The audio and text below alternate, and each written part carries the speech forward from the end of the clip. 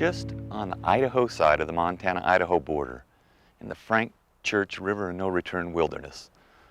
And it extends to my south, the Selway Bitterroot Wilderness to my north, together making up the largest patch of wilderness in the lower 48 states.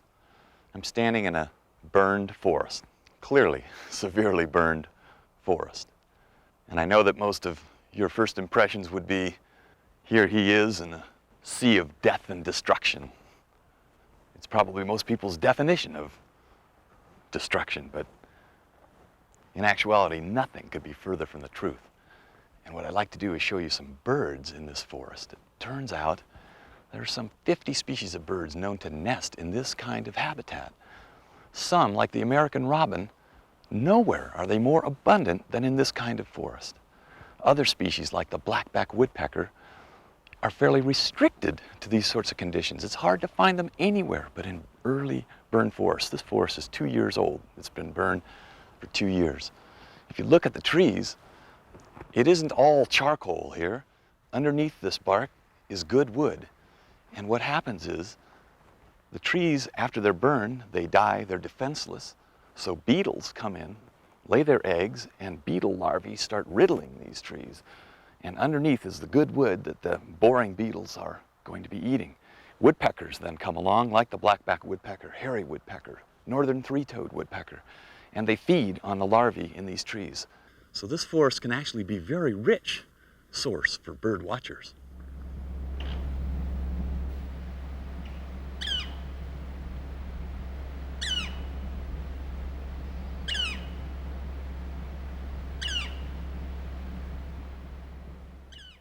Just behind me here is a northern flicker nest in this broken top snag in old Douglas fir. You can tell it's a flicker because the hole is pretty much perfectly round, about 4 inches across. If it were larger, it would be pileated, and all the others, the three-toads and hairy, are a little smaller, 2 to 3 inches across. Now, what's interesting about this story is that many of these woodpeckers, even the stronger drillers like the three-toads and the hairy, use broken top snags rather than intact top snags in these burns. Twice as many holes are in these broken top snags, snags that were already broken before the fire came through. You can look at the top of that snag and it's jet black. That means it was all burned as the fire went. If it broke after the fire came through, it would be white or very light colored on top. What this means is that these birds depend to a large extent on elements of the forest that are sort of old growth components. You gotta have an old forest with dead trees to provide the nest sites for many of the birds that come in after a burn.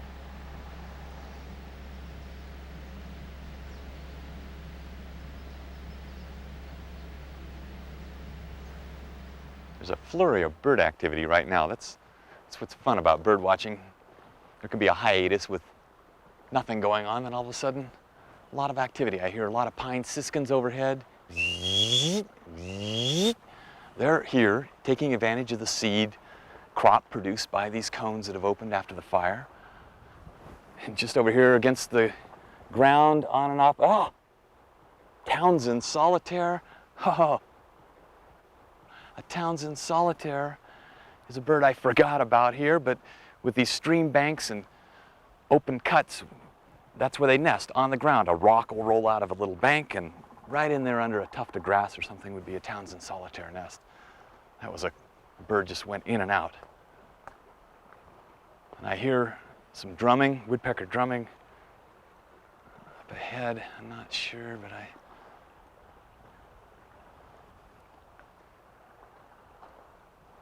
okay, there's action over there against that tree. Hairy woodpecker. Hairy woodpeckers can look very different in these burned forests. They can have black on the front because they've been rubbing against these dark trees, getting charcoal like that. Amazing. You look through the field guide going, what bird is this? It's a hairy woodpecker. So this is woodpecker heaven in a burned forest like this.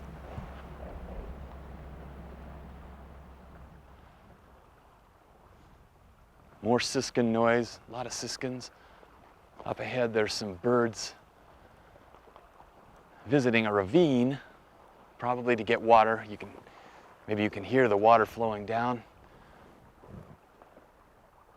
Some are siskins, 2 siskins, and there's a Cassin's finch there. I can see the Cassin's finch. It's got a little white stripe right over the eye, very streaked breast. So that's another bird that's here taking advantage of the seed resources.